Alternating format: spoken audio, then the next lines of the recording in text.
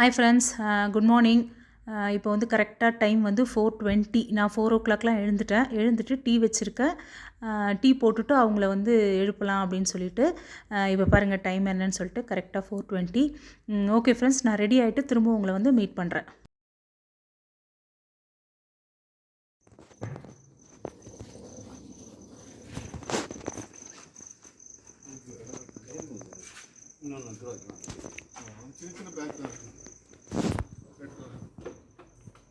Friends, taxi வந்துடுச்சு. லக்கேஜ்லாம் எடுத்து அடிக்கிட்டு இருக்கோம் கீழே.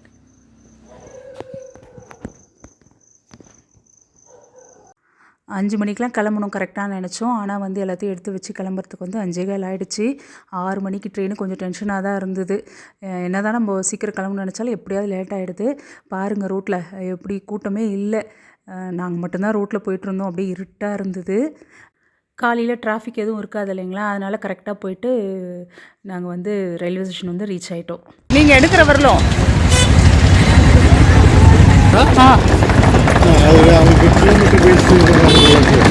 ஆனால் ரொம்ப சுத்தமாக இருக்குது. எனக்கு இதுவே ஷார்ட்டாக இருக்க மாதிரி இருக்குது நம்ம வர்றதே.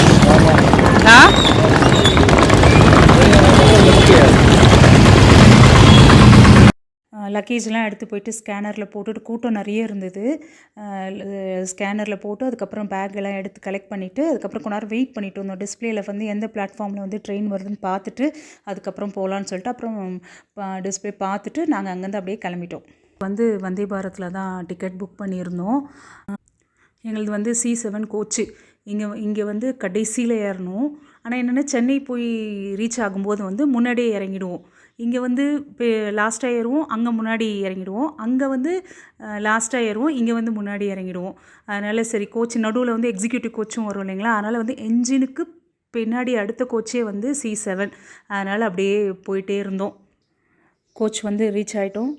சீட்டு வந்து எங்களுக்கு எப்படி அலாட் ஆகிருந்ததுன்னு சொன்னால் நடுவில் ஒரு சீட்டு, அந்த சீட்டு வந்துச்சு. அப்படின்னா எதிர்க்கையும் ஆள் இருப்பாங்க, ஃபேஸ் டு ஃபேஸ் ஒருத்தர் பார்க்குற மாதிரி இருக்கும் இல்லைங்களா. அது ரொம்ப க்ளோஸாக இருக்க மாதிரி இருக்குது. எங்களுக்கு பிடிக்கவே இல்லை. இதுவரைலாம் அந்த மாதிரி வந்ததே கிடையாது. எப்போவுமே ஒரு சீட்டாவது அட்லீஸ்ட் பின்னாடி வரும். ஸோ அப்போ வந்து எங்களுக்கு ரொம்ப ஜாலியாக இருக்கும். பேசிட்டு அடிச்சுக்கிட்டு அப்படியே போவோம். இது வந்து பக்கத்தில் உட்காந்துட்டு இருக்க மாதிரி இருந்ததுனால எங்களால் ஃப்ரீயாக பேச முடியல, சிரிக்க முடியல, சாப்பிட முடியல, எதுவுமே பண்ண முடியல. ரொம்ப அன்ஈஸியாக இருந்தது. எப்படா சென்னை போய் சேருவோன்ற மாதிரி இருந்தது. ஏறி உட்காந்ததுலேருந்து ரோபோட் மாதிரி உட்காந்து எல்லாரும் அப்படியே ரோபோட் மாதிரியே போய் சென்னை போய் ரீச் ஆனோம். ட்ரெயின் வந்து எடுக்கும்போது கரெக்டாக 6:02 ஆகிடுச்சு. காலையில் அந்த பொழுது விடிகிற சமயம் வந்து பார்க்குறதுக்கு வந்து ரொம்ப அழகாக இருந்தது.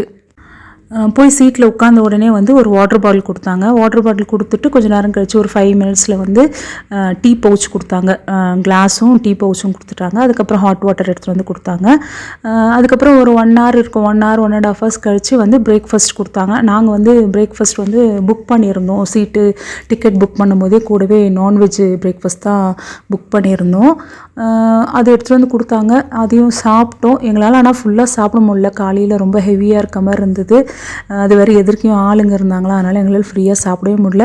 சாப்பிட்டுட்டு அப்படியே கொஞ்சம் நேரம் அப்படியே பேசக்கூட முடியல. ட்ரெயின் வந்து 11:45க்கெலாம் வந்து உள்ளே டச் ஆகிடுச்சு. ஆனால் கரெக்டாக எக்ஸாக்டாக போய் ஹால்ட் ஆகும்போது அவங்க சொன்ன மாதிரியே 11:50க்கெலாம் போய் சென்னை வந்து ரீச் ஆயாச்சு ஃப்ரெண்ட்ஸ்.